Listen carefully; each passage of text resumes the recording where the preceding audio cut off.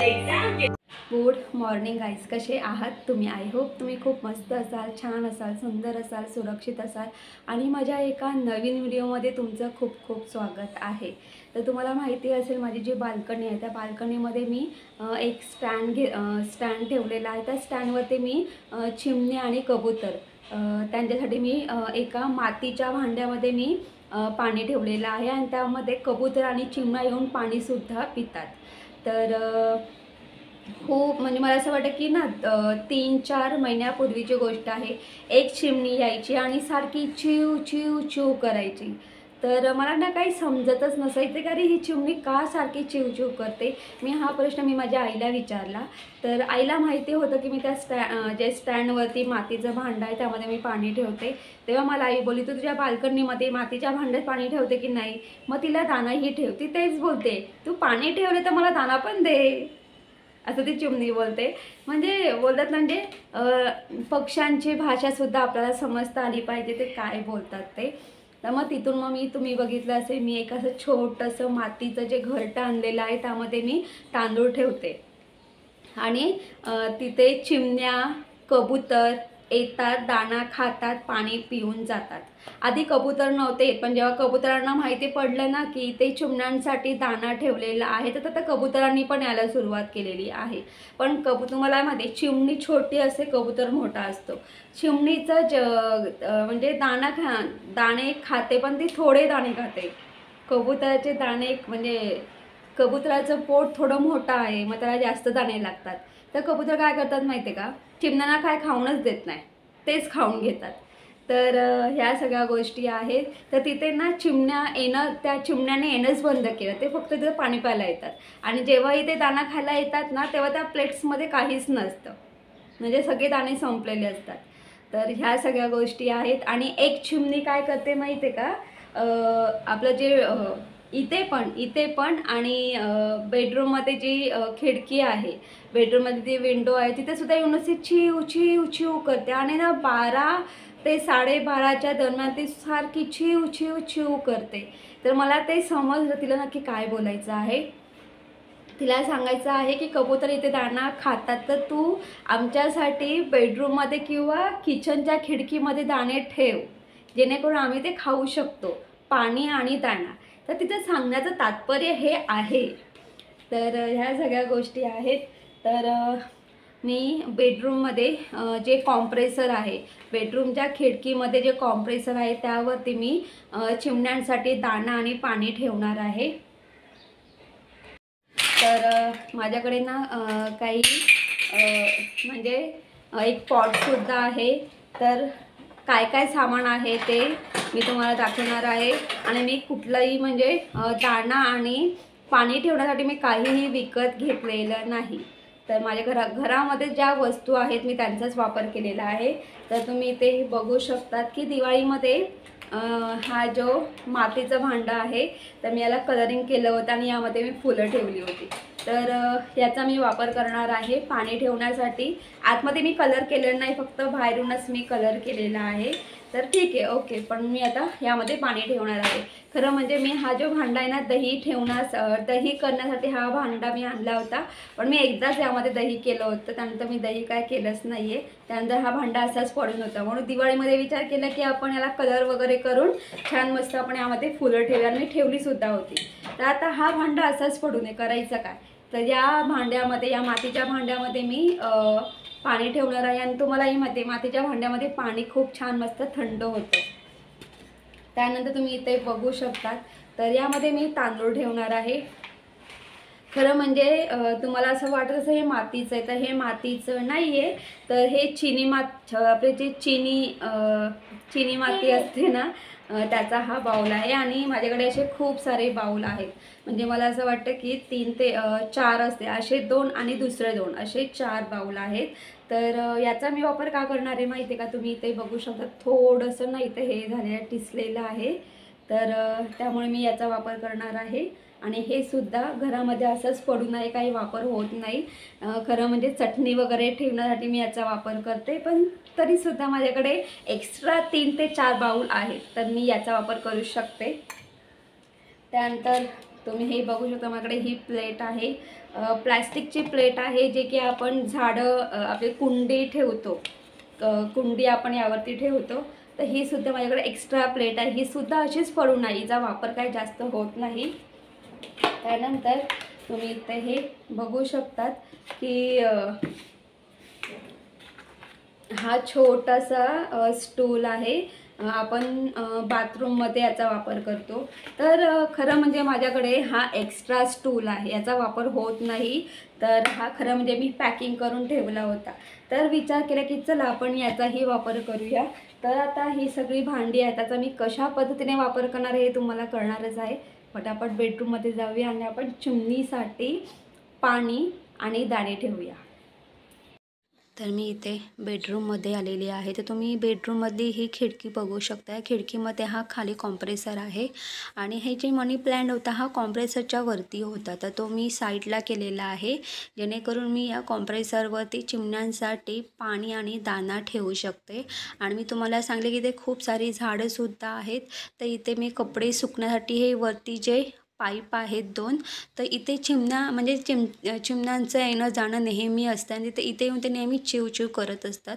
तर म्हणून मी त्यासाठी त्यांच्यासाठी इथे दाणा आणि पाणी ठेवणार आहे.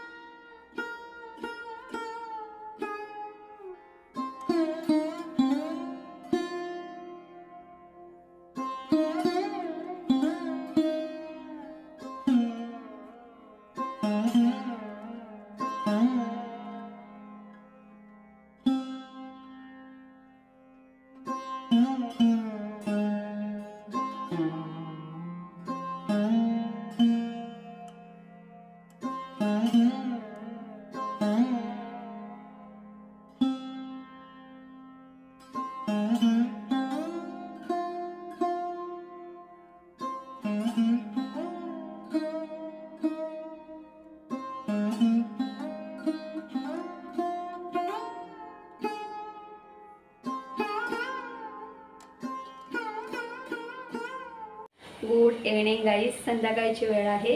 तर तुम्ही बघितलं असेल की मी दुपारी डाळ चिकवड्या केल्या होत्या. अगदी सिंपल अशा पद्धतीने मी फक्त मुगाची डाळ छान मस्त बॉईल करून घेतली होती आणि चपातीचं म्हणजे आपलं पोळीचं कणिक मळून त्या पोळीवरती छान मस्त वाटीने अशा गोल गोल पुऱ्या करून घेतल्या आणि त्या मी डाळीमध्ये सोडल्या. तर सिंपल अशा पद्धतीने आणि वरतून मी फक्त जिरा, कढीपत्ता आणि मसाला याचा तडका दिला होता. सिंपल अशा पद्धतीने मी डाळ चिकवड्या केल्या होत्या. तर ज्ञानेची फरमाईश होती की मला डाळ चिकवड्या खायच्या आहेत. खरं म्हणजे ज्ञानेची रोज फरमाईश वेगळीच असते. रोज त्याला काही ना काही नवीन खायचं असतं.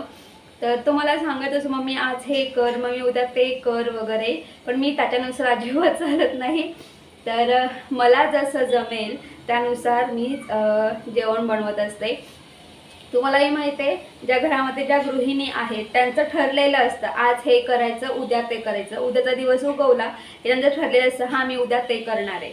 तर हे आपलं रुटीननुसार आपण सगळं चालत असतो की नाही, मी सकाळी भाजी चपाती केली तर ती भाजी चपाती उरते म्हणजे बाकी आहे की नाही याचा विचार करतो आधी. जर ती बाकी शिल्लक असेल, खूप भाजी चपाती शिल्लक असेल, तर मग आपण संध्याकाळी त्याला पुरवठा काहीतरी थोडंसंच करतो, म्हणजे जेवण जास्त काय करत नाही आपण. तर ह्या सगळ्या गोष्टी असतात. तर तसं ते रुटीनप्रमाणे आपण जेवण बनवत असतो. ह्या सगळ्या गोष्टी आहेत. तर ज्ञानेचं जवळजवळ मला असं वाटतं की 7-8 दिवस झाले असतील तो सतत बोलत होता की मम्मी मला डाळ चिकवड्या करणार. तर मी आज सुट्टी आहे त्याला स्कूलला, तर त्याच्यामुळे मग मी त्याच्यासाठी आज डाळ चिकवड्या केल्या. आणि आता कसं त्याच्या शाळेमध्ये ना काही कार्यक्रम वगैरे चालू आहे, तर ज्ञानेशने पार्टिसिपेट नाही केलेलं आहे, त्याच्यामुळे मग त्याला सुट्टी आहे. ज्यांनी पार्टिसिपेट केलं आहे त्यांना बोलवलं आहे आणि ज्यांनी नाही पार्टिसिपेट केलेलं त्यांना ओके तर त्यांना सुट्टी आहे.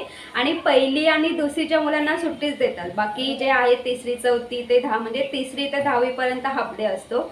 तर म्हणून ज्ञानेशला सुट्टी आहे. तर या सगळ्या गोष्टी आहेत.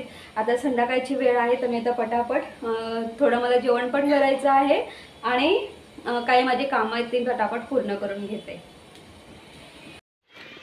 तर इथे तुम्ही बघू शकता, इथे एकीकडे मी आळूच्या चौकोनी वड्या स्टीम करण्यासाठी ठेवलेले आहेत. खरं म्हणजे या ताटामध्ये आहेत.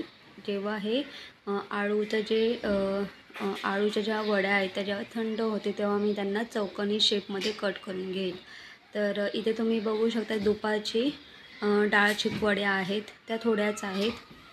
तर इथे काही पानांना अशी आळूची पानं थोडी पिवळी पडली होती म्हणून मी ती कट केलेली आहेत आणि मी ती झाडांमध्ये ॲड करणार आहे.